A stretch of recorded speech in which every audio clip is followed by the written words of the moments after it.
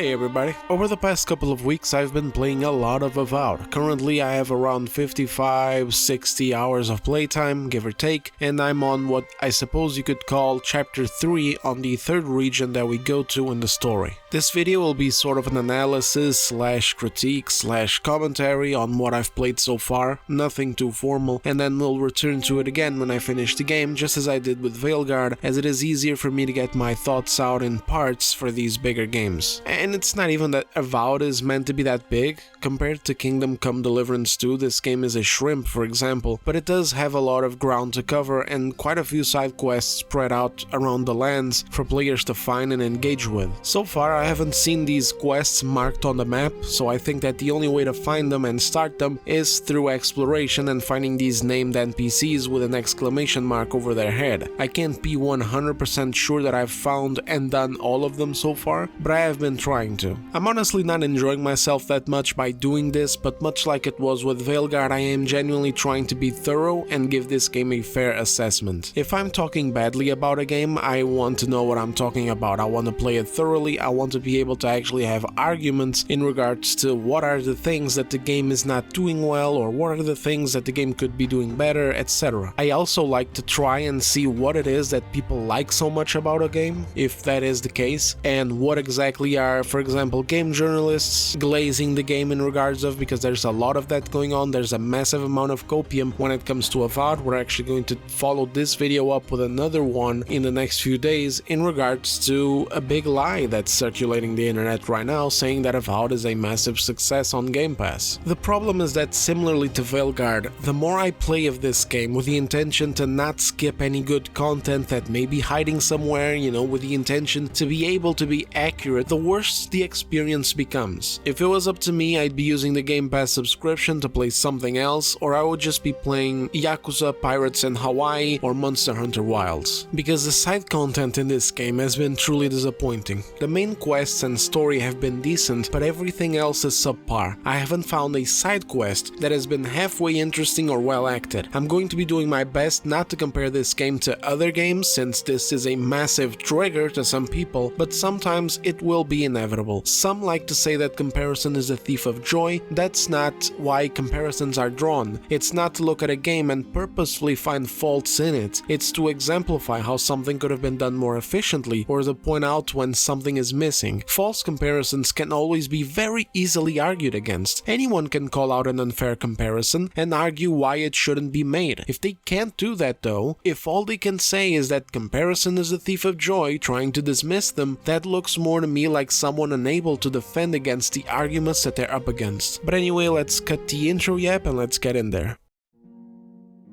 There are many bits and pieces in this game that make it look like Avowed has an identity crisis. It doesn't know exactly what game it wants to be. It's like the developers were split between making this an RPG or an action-adventure sort of game, or at least it seems that way. Let me point out why I think so, and then you guys can make up your mind. On one hand, it obviously tries to be an RPG, which, duh.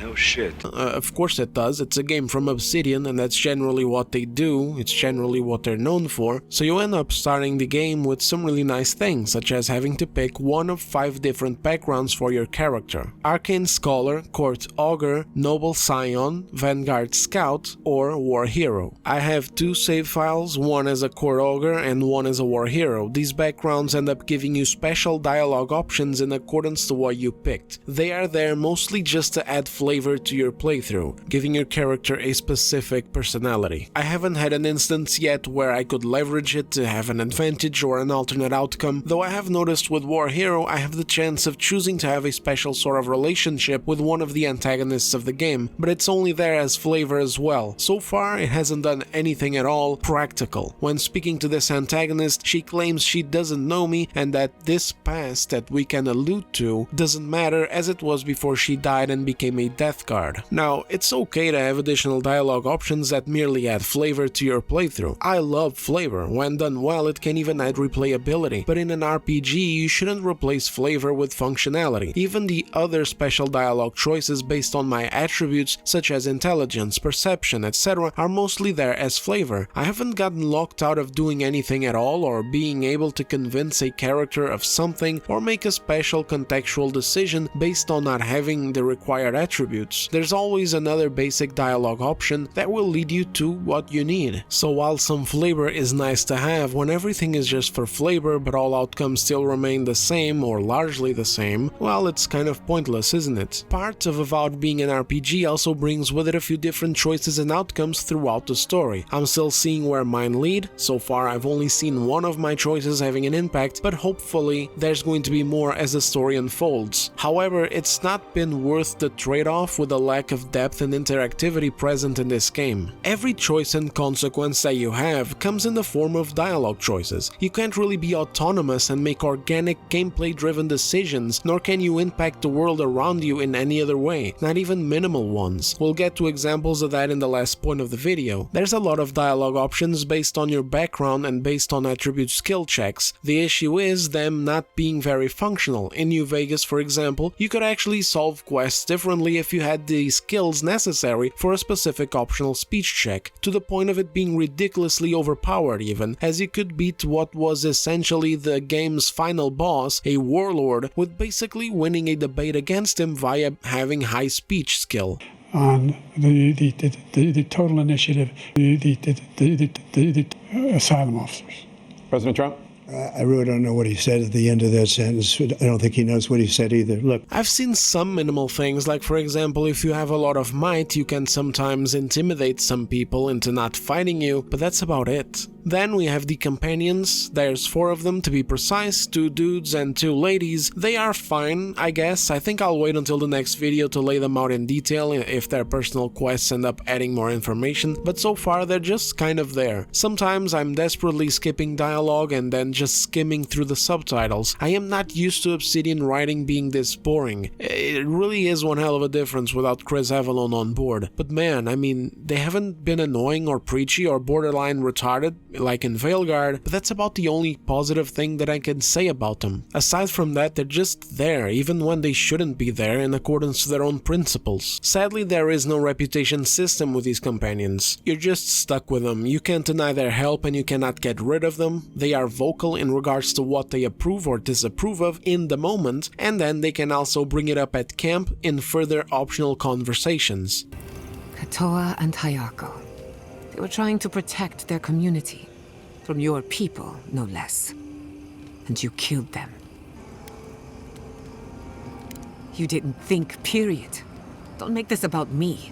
I don't think I like your fucking attitude right now, if I'm being perfectly honest, Eric. But I haven't noticed anything affecting my interactions with them at all. One of the most egregious examples of this happens in Act 2. In Hermes Inverno, a city, we meet a new companion named Giara. She lives in the city and has deep ties there, like a mentor who is basically her father figure. She obviously cares very much for the city. This is her home, and it is notable when she gets banished for going against the governor's orders. She takes it very badly. At the same time, the Steel Garrote, an order of extreme zealots, is in the region planning to burn the city down to the ground. You can find them during exploration and either stop them and their plan, or you can take a bribe and turn a blind eye. If you stop them, the attack happens anyway, as it is part of the story, but their forces are diminished so the city survives. But if you do take the bribe, you can even have Giara along with you, and she doesn't do anything to stop you. She just comments something like, "What? We're not just turning a blind eye, are we?" Then, later, the attack happens and the city is burned to the ground. She is obviously very upset, but she doesn't leave you. Then, right after that, when moving on to Act 3, we come across a captain lady that works for the Steel Garrote. We can kill her if we choose to fight her, but we can also just be in her good graces and be diplomatic. Giara again comments that she would like revenge, but you can turn her down and be chill with the Garrote's captain who just burned down her home. This doesn't stop Giara from carrying on with you in your quest. You just allowed her home to be burned to the ground. More than that, you took a bribe to allow that to happen and to enrich yourself. And this is still not enough to get her to leave you. And there are many other examples of this kind of thing in the game. This is just the more egregious one that I could think of, as it literally involves burning down someone's home right in front of them. Like, kudos to the game to actually allow you to do evil decisions such as ratting people out, killing some characters by choosing to attack them in dialogue, dialogues, betraying the trust of key citizens, including this lady who wants herbs to stop pregnancies. At some point you can even find this couple. They are poor, they got nothing, and one of them is blind. They're being hunted down by the law and all they want to do is just hire a boat and get out. And instead you can turn them in.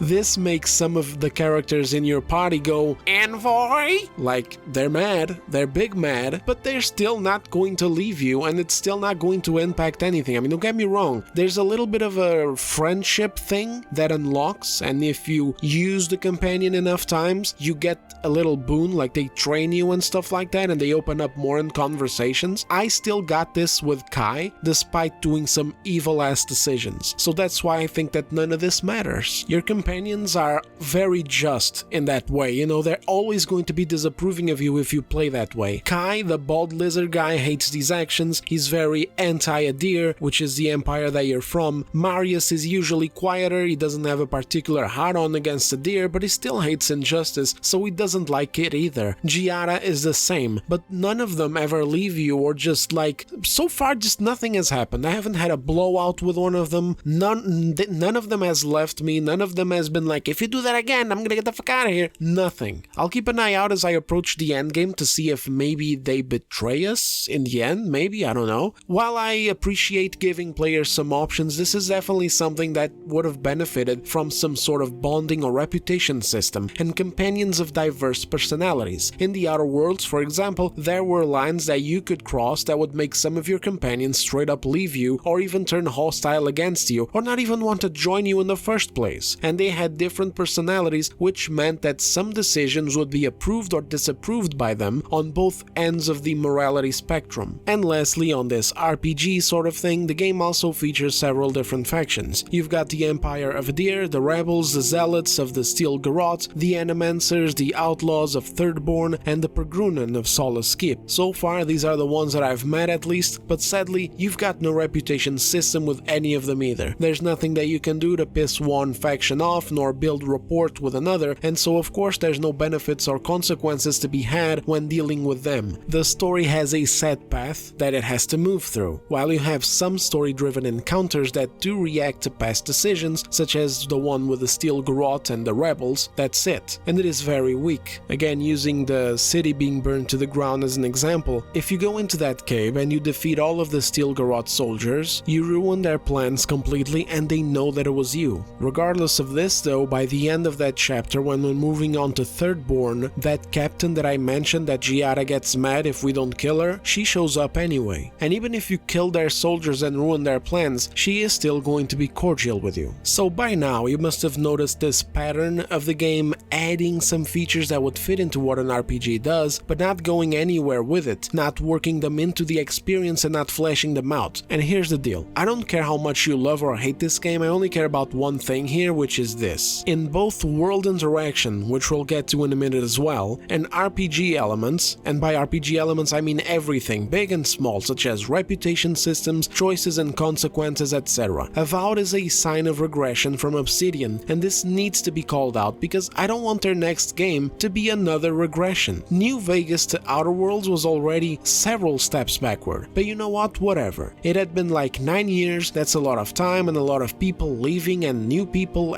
coming into the studio. And they were a low-budget studio working with a AA publisher. I took it as it was and I didn't pay much mind to it. But now Obsidian is no longer a little low-tier studio anymore. They are in the big leagues with a big staff working with big money from Microsoft. Their games should be getting better, more interactable, more detailed, better written, better presented, and with much more to offer. Instead, we have the opposite, where Avowed manages to have even less depth than the Outer Worlds. This is unacceptable for what is supposed to be a AAA first-party game that sells for $70 and doesn't even come with a fucking disc. If you're going to charge me $70 and you're not even going to give me a disc so that I can trade it in if you fucked up, then you better bring your A game.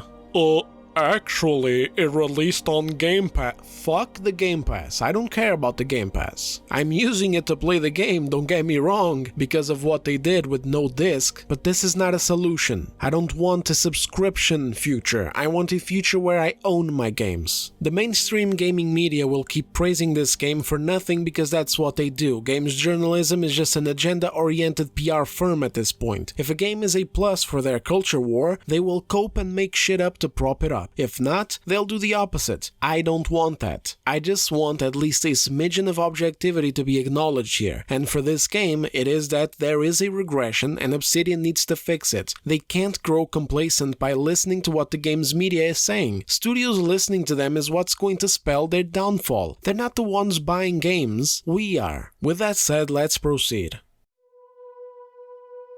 Then, on the other side of the identity crisis is what is formed out of the lack of depth in the RPG section, along with some things here and there that I noticed and appreciated. Certain elements that are more geared towards an action-adventure genre, such as the weapon and skill variety in combat. There's plenty to spec into in the leveling system with actual upgrades that do impact the game and that can add on to building a build. Nothing too deep, of course, but enough that you can have some fun experimenting with it, and you can even reset it with some money. However, I wouldn't go as far as some people are saying and call the combat in Avowed great or amazing. It's far from that. The combat is fine, it's functional, but that's about it. I don't see what some people are harping on about. This has been such a massive issue, not just with Avowed even, where people can't just say what's in the game. They have to hyperbolize everything. Everything has to be amazing and great and gorgeous. In reality, it's all just mid, and in a review sort of video like this, I can't just say, hey guys, the combat is decent, and then move on. I have to sit here and be more negative than I was initially going to be, because I have to counter the massive amount of shilling that this game is undergoing. Basically, the combat in this game takes the combat from Skyrim,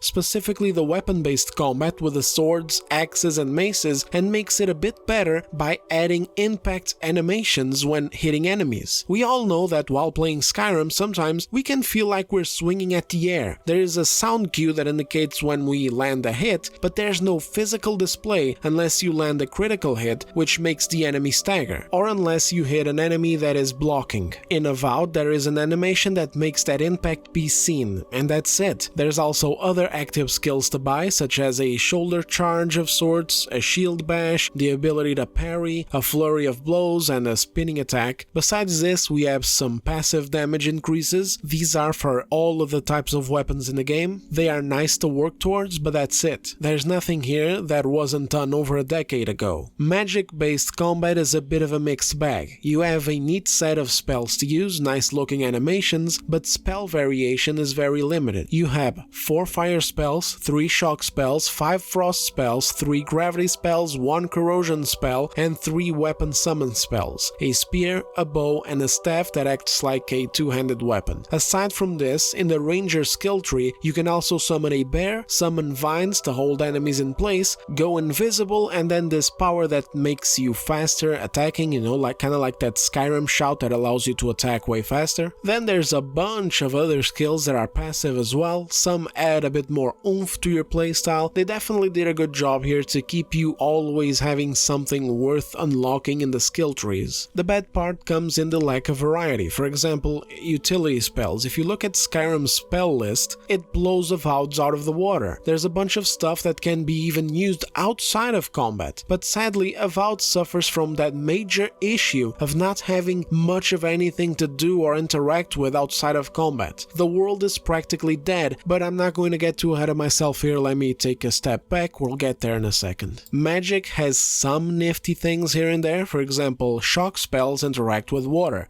They electrify it, so any enemy that's in the water is going to feel it. And so do frost spells. They create a little platform of ice. However, this is not a small cool detail that some developers sat down and thought of adding to immersion. I saw some people post videos of shooting ice at water, creating that little ice platform to walk on to combat that, all of the videos comparing Avowed to Skyrim and Oblivion when it came to world interaction and details such as fire boiling water in Skyrim and setting surfaces on fire, leaving scorch marks, etc. Don't be fooled, that's not what this is. This is literally a platforming mechanic created to progress in some dungeons. Your companions even tell you to fire ice into water if you can't figure it out for yourself. Water boiling in Skyrim, or things being set on fire, leaving scorch marks, or arrows hitting stone and bouncing off instead of sticking in there, have no utility in the game whatsoever. They were added merely as an additional detail that developers sat down and worked on to further give players a sense of immersion and presence in the world. It's completely different things, and it was very disingenuously framed. Avowed is just a mechanic. Skyrim's details were actual developers sitting down and working hard to make their worlds more lifelike. Little details to help make players feel more immersed, add depth to their worlds and mechanics, and encourage players to experiment. Anyway, besides this, there's gun and bow combat. Gun combat is fine. I have been using it a lot myself because it's what deals most damage so far, which gets me out of fights faster. I'm tired of whacking things, so I just use the gun now. Bow combat is terrible though. Bows feel like shit, there's no weight at all, arrows aren't even a real thing in the game, you basically get arrows and bullets from the deepest reaches of your ass, and they don't even have any impact at all in the world. Arrows disappear from where you shoot them, they stick into anything, sometimes they don't even stick, they just hover. You can't even see them in your enemies, there's no cool feeling of like one-shotting a guy with an arrow to the face, nor blowing someone's head off from outside of a camp with a rifle. And forget about shooting at walls or whatever, there's no impact whatsoever. Arrows don't have curvature either, like you don't have to aim above an enemy in order to take into account arrow drop. Nothing, you just point and shoot at the little diamond reticle in their heads. I am a big fan of using bows and arrows in whatever game allows me to use them, and I am really disappointed with them here. There's also a third-person camera mode, but I never use it. There's no point at all. It looks awful. The animations for it are really bad. It's obvious that the primary focus of the game was to be played in first person. The game does have instances where it allows you to solve a quest peacefully, either by convincing people of something or using a bribe. So it's not necessarily pushing you into combat constantly, which I appreciated, but the alternative ways to solve quests are often, well, extremely basic. It's as I said earlier, I haven't been locked out of anything by not having a specific attribute. Usually the game lets you do whatever with just the basic options, which is fine, you know, if we're talking about an action-adventure game like Horizon Zero Dawn or whatever, which Avowed seems to be mistaking itself with. But as an Obsidian RPG, it's super disappointing. The game also has side quests, of course, and other little things like treasure maps and bounties, but it's really lacking in this area too. The treasure maps and the bounties are fine. The maps point you to where you need to go and then you figure it out. You go there, you find the treasure. Bounties put a little, a map marker in an enemy or a group of enemies, you go there, you take them out, take the bounty, bring it back to the city. Simple and effective. No problems here at all. Not every RPG needs to have the bounties like The Witcher, where you have a whole scene and a whole story for the Witcher contracts. Sadly though, the side quests are similar to this. I've only played a couple of interesting side quests where something intriguing or important was happening. Both of them were in Fjord. One was finding that cave with those operatives from the Steel Garrote, cooking up nefarious plans to burn the city down, and another was a spy who was betraying her own people, hoping to make an enemy invasion come easier with least resistance possible. You have various options on this last one. You can investigate it and blame the wrong person for not investigating it well enough, or you can blame the wrong person to lie, eliminate opposition, and help the traitor make the potential invasion go smoother. Or you can, be a good guy and blame the right person. Both of these are tied to an event in the main story though, and in the case of at least one of those two side quests, we can see active consequences, such as if you destroy the garrote in the cave, the city is saved, otherwise it's cooked, quite literally. This is what I would have liked to see more of, but instead 90% of the side quests in this game are dog shit. Some of them are so retarded that I can't even put them into words. Like, for example, some idiot has corpses that he reanimates to make them do labor in farms. Some of them run away, so you gotta go out and find them as well as find out why they ran off. And in the end, I didn't even understand what happened because I found the corpses. They were around a lake, so I go in the lake and I find a very important mystical stone of sorts. And then I take it and I have two people that I can give the stone to, but one of them I had never spoken to the guy ever. I didn't even know what the fuck I was doing. I went to the guy who gave me the quest and he's like, hey, what happened? Why they take it? I'm not even doing this on purpose. These accents are actually in the game. These people sound like retards most of the time. So my thought was, I'm going to keep the stone for myself so I can sell it. You know, fuck this guy, he's a farmer, who cares? So I didn't give him the stone, and then there was still a map marker for the same quest, and I'm like, but I already delivered the quest. What is this map marker? So I went to the map marker and I talked to some weird wizard guy on the docks, and he's like, hey, give me the stone. And I'm like, okay, here's the stone. And he's like, oh, very important. Oh, the world is not ready for this. Oh, you know, all mystic about it. And I didn't even know the fucking guy. I never talked to him. These quests, dude, they put a man to sleep, I swear to God. Then some other lady, also a corpse farmer, has a bad corpse who began attacking the other corpses, so you gotta go and take out the corpse. Then some prick has, you know, special farming equipment, and some lizards came in and destroyed the farming equipment, so now you gotta go and kill the lizards, and there's a lizard king living in a cave and it's a dude. Then there's this other loser, she let lizards into her house because she's having an existential crisis, so you gotta go and clear her house of lizards. Optionally, you can read her journal and see that she has a twin soul with a lizard. I don't even know how the fuck that works. And then you can find the lizard and leave the lizard alive, or you can kill the lizard. Like, bro, let's do a couple more if I can remember them. My brain literally flushes out all of this information, I swear, man. Some courtesan wants you to go and get a shipment from her from the docks because the local gang took it from her. One more for the road. Some prick wants you to find 6 necklaces of his because, I don't fucking know. Some birds took them away. They took them away to their nests, so you gotta look through their nests to find them. Like, what are we doing, Obsidian? What are we doing? And I understand that some Skyrim quests are like this too. But then again, on the other hand, a lot of Skyrim quests are actually really, really good and really, really well presented. In this game, that's not the case. It's mostly ass after ass. It's making me get heated right now because it's the crux of my existence with games like this and Veilguard. They shove in a bunch of side quests like these ones, they look like some fucking intern or some AI program like ChatGPT wrote them up on low battery just to artificially inflate the content of the game. And they are terribly acted too. NPCs in this game don't talk like normal people. They talk like you're watching the Sunday morning cartoons or something. Ooh, good answer. My turn. Some would call you blessed. Others would call you cursed. The fact remains, you were touched by the gods. Wouldn't you say that you owe something to the rest of us? No need to take offense. We merely seek to learn. Yvette, take a note. Godlike are inherently uncooperative. Approach with caution. And like anything affecting the soul, it must be connected to essence. Thus, if she wishes to discover more about the Dream Scourge, a Pillar of Adra would be a good place to start. What? I mean, I'm sorry. What? Could you possibly elaborate? Oh no, I mean, oh yes? People are used to the damned things wandering around.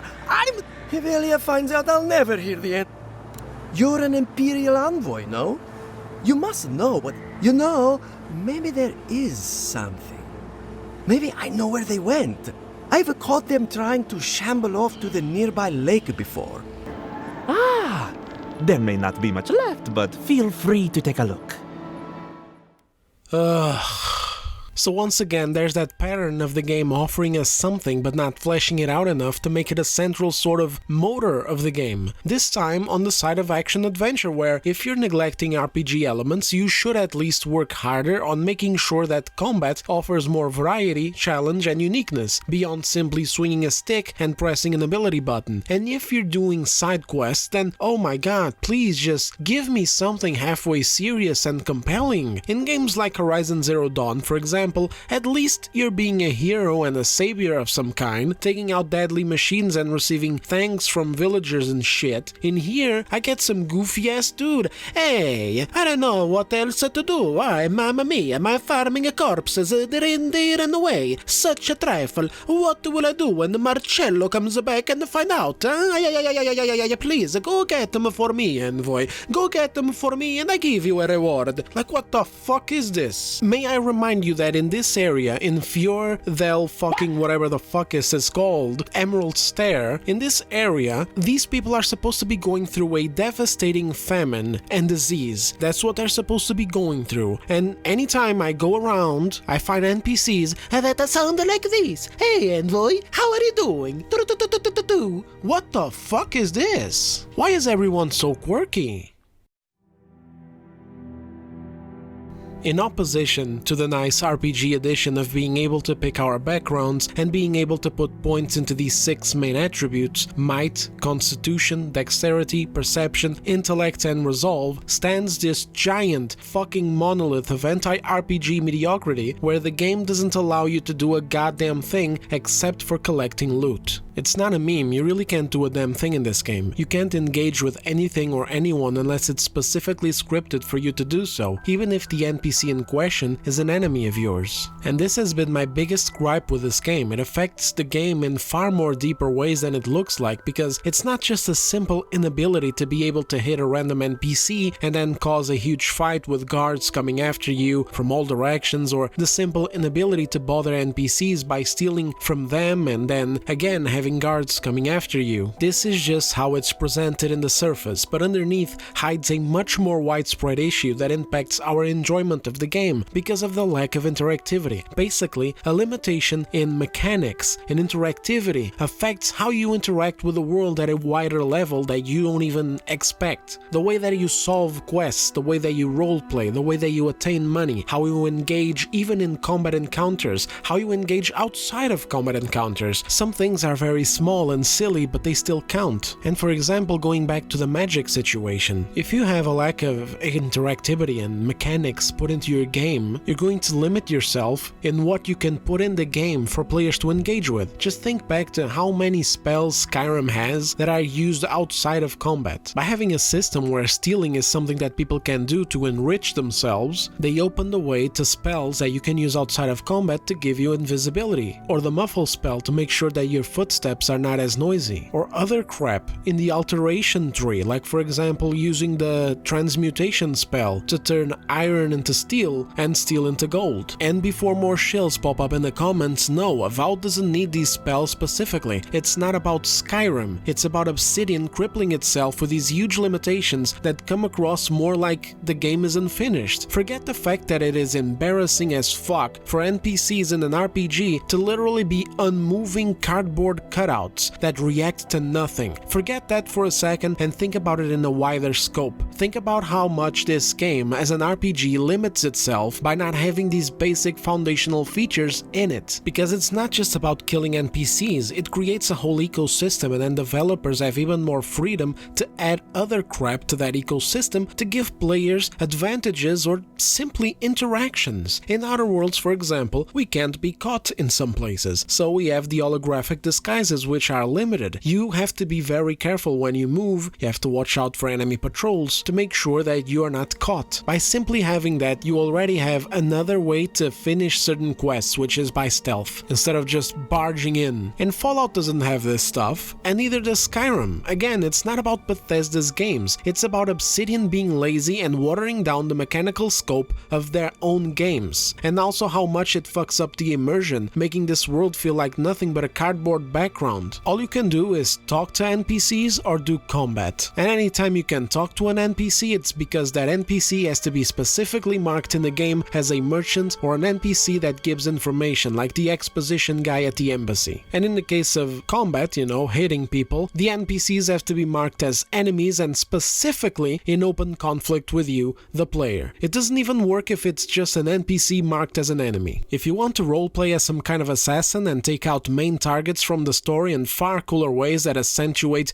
that aspect of your character or roleplay, you can't. Because for example, to take out the assassin who tried to assassinate you at the start of the game, you need to talk to him first and select the option to attack him. To take out the steel garrote in that cave that I mentioned earlier, you need to approach them, reject their bribe and choose to attack them, entering in conflict. Alternatively, you can walk up a path on the side that leads further into the cave and to some treasure, at which point you're automatically assigned as hostile, so then you can skip the dialogue with the guards at the gate, but the whole place will just turn hostile to you anyway. And outside of missions and targets like those, you have a major lack of interaction with the world affecting your presence in it. The game wants you to meet NPCs and speak to them. It wants you to find the ones with exclamation marks and get side quests from them, but at the same time, it does nothing to make them feel like characters in this world. They don't even do the bare minimum and move around, they just stand there, eternally. In other words, the game wants you to care for these people. These are supposed to be your people in more ways than one. But if you just take 1 second and you start rushing around to the next bit of loot, and you just look around at these supposed characters in this world, they're not there. They're just blocks standing around. At the very end of the first act, one of the guys from the steel garrote hang a woman who was one of the rebels. And then the guy just stands there, and then in front of the guy there's a crowd of people that are looking at the hanged woman. After that, I did Act 2, and now I am already well into Act 3. I went back to the city just to visit it, see how everybody's doing. Everyone is still fucking standing in the same place. In in-game days, that's already been like fucking weeks since that happened. They haven't even taken the corpse down, it's still hanging up there. It's like...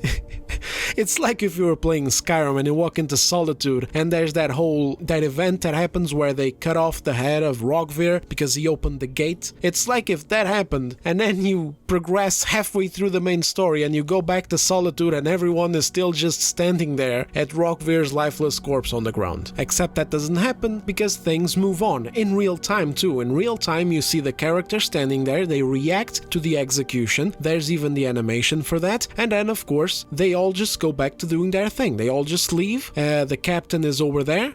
Nobody moves the corpse. Granted, they didn't have that technology at the time in 2011. But next time that you load the area of Solitude again, the corpse will be gone. Everybody will be gone. The Captain Aldous is no longer standing by the corpse, and the executioner is no longer there either. And the body is moved to the morgue, which you can then even go to the morgue, and the body will be there because you can actually do a little side quest where you pick up the necklace that he was wearing to give it to his mother. This game is from 2011. It was developed by around 100 people and they didn't have Microsoft money. Like, come on, dude. In Avowed, I found one moving NPC this one time. It was bugged the hell out, which I made a silly little skit of it. I'll put the link in the description and top comment if you guys want to see it, but that was it. Exploration, on the other hand, is actually not bad because the game added verticality to it. There's a little bit of a climbing animation that allows you to jump and grab onto ledges, basically. It's a nice addition, and they built some stuff around this. So when you're out and about, you can sometimes find these ledges to climb onto and find hidden loot off the beaten path. Verticality is good. It almost adds another dimension for exploration. The only thing I'm not a fan of is the world design. The first and second area are just not my cup of tea at all. Overall, I think the game looks honestly kind of goofy. Initially, this game was announced with a bit of a dark aspect to it, a dark aura, and now it's just night and day from that, both visually and tonally. Giant colorful mushrooms all over the place, awkward placement of bandit camps or other random types of enemies like Zoreps or ghosts and skeletons, making the overworld feel like you're in a video game rather than a place that could actually be perceived as realistic. The second area is much more of the same, it's just fucking purple all over the place. I do love the forest with the giant trees and some of the more natural areas that were a little bit more open open. There was like lovely waterfalls and everything on this area, but that aside, it's very dull and goofy looking again. You know, all this fucking glowing shit everywhere. Like, what are we doing here? What is this, Saints Row? The third region has been better in this regard. It's just a simple, dry-ass place. Lots of rocks and sand and not much else, which I was genuinely thankful for, because at least there's no giant multicolored mushrooms littered everywhere or weird purple glowing crap in the air. It's just an honest-to-God, boring fucking rocky desert sort of place, with some forts here and there, some nice little lakes, some nice little mesas. I think that's the name of it, right? When there's like rocks in the desert, like a mesa. Anyway, no exaggerative stuff, no swirly nonsense, just a place that actually looks like a real and viable location. I think that it's good to have a little bit of realism in a fantasy world. The cities have looked very nice so far though. You have a lot of buildings that even have open windows higher up or on balconies with loot to take, with some path up to it via scaffolding or wooden beams or the rooftops of their houses to jump through. It was definitely a nice addition and one that would have gone together so well with the rest of the necessary features to put together this thief-assassin fantasy. If there was an actual crime system where stealing is punishable, it would actually push people to be smarter about what they take, and then they would make a lot more use of this platforming in order to rob houses via their windows or balconies, including potentially taking out guards or whatever from a hidden place to steal their gear, to keep it or sell it. Otherwise, as it is,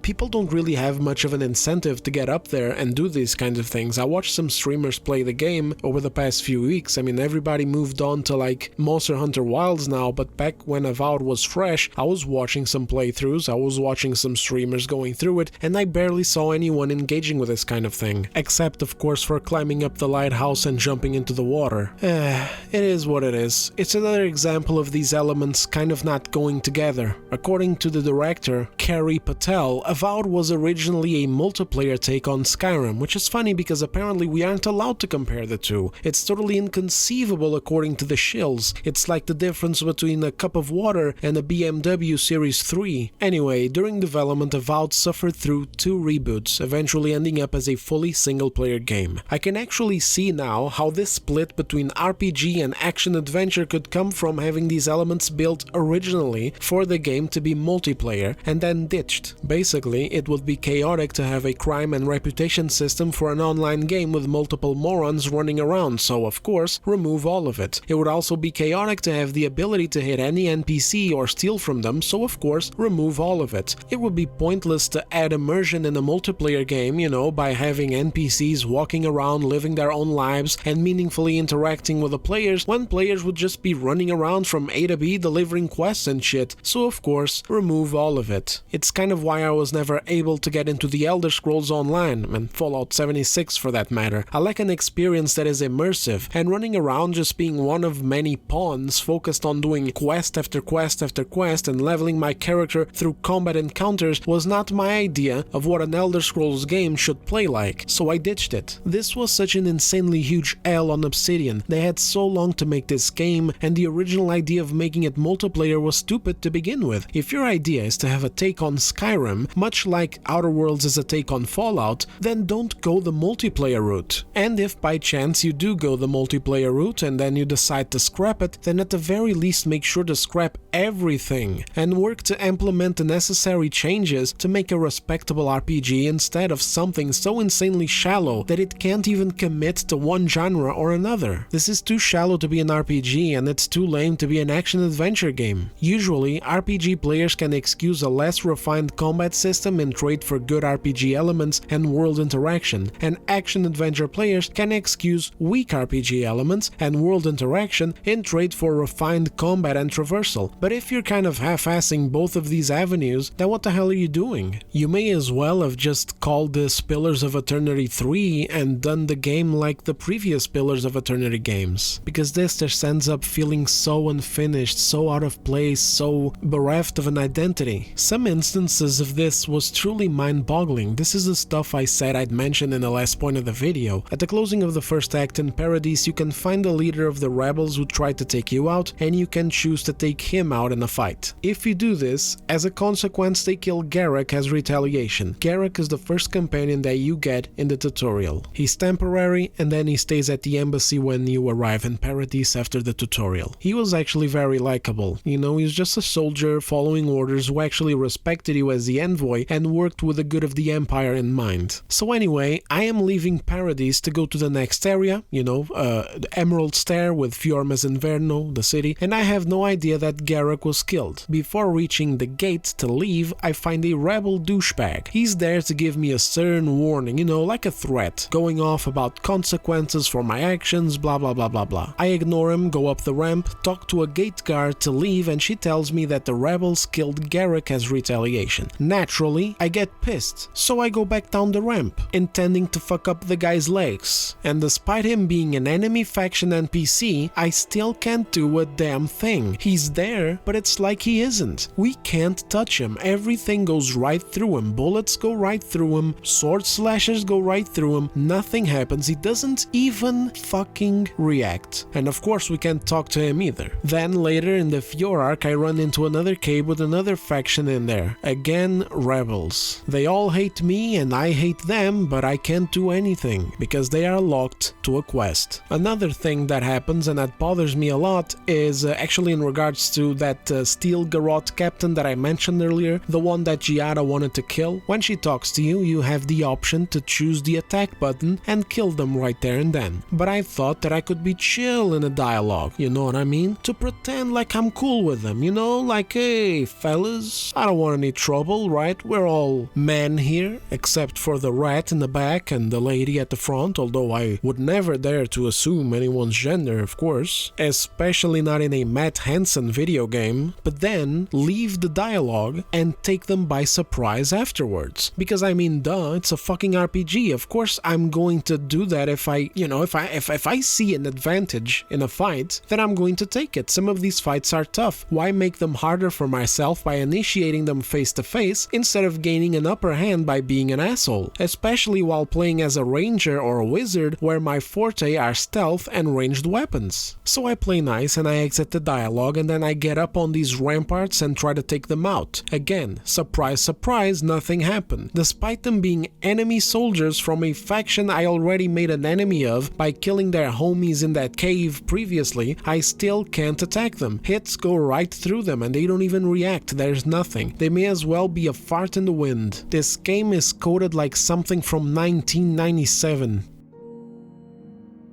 But anyway, that concludes this video. There's much more to talk about that I have been taking notes of, especially in regards to presentation, world design, specifically the dungeons we explore, and choice and consequences. But I will keep playing and finish the game first in order to have a more objective and complete view of it. We're also going to be talking about the story, which has some good and some bad, but at least this stuff in regards to this game's incredibly confused sense of identity in its mechanics and everything is done. It has been by far the worst aspect of this game. If they hadn't failed at this could have actually been much more fun to engage with and easier to get sucked into. But instead it kinda just feels like the bare bones skeleton structure of a game that could have been really good, but is instead some mid-level action adventure or RPG game. Coincidentally, it does feel like a structure or foundation from an online player game that the player is dumped into to just go and collect coins and resources and loot and some other garbage, with the occasional exciting lost chest with a piece of armor or weapon. The side quests are terrible, the characters are boring, there's no level of effort put into them at all unless they're tied to the main story somehow, such as the aforementioned one with the Steel Garrote and the treacherous ranger, the one who was trying to prepare her city for an invasion. Some aspects of the main story have been pretty decent, and I have enjoyed the lore, although I am not an expert on Pillars of Eternity. I've never played the games, so I don't know if the lore is being presented loyally or if if they altered things. However, there is no exciting presentation in any of this at all, which I can't wait to dive into in the next video. And in the end, it's just a game without passion. It feels like Obsidian doesn't care whether you immerse yourself in this or not. You can tell that they care about the main story, absolutely, but everything else feels like an afterthought, just there to give the player busy work to look around and collect shit, engage with bland terrible side quests, and offer nothing, just so that the experience can be stretched to a few more dozen hours. This is not the future that I want to see for Obsidian. They have to be capable of doing better than this. But anyway, that's it for this video. Time to head back into Ayora to get the rest of this done. Thank you very much for watching. Please like the video if you enjoyed it, subscribe if you're new, and I will see you fellas on the next one.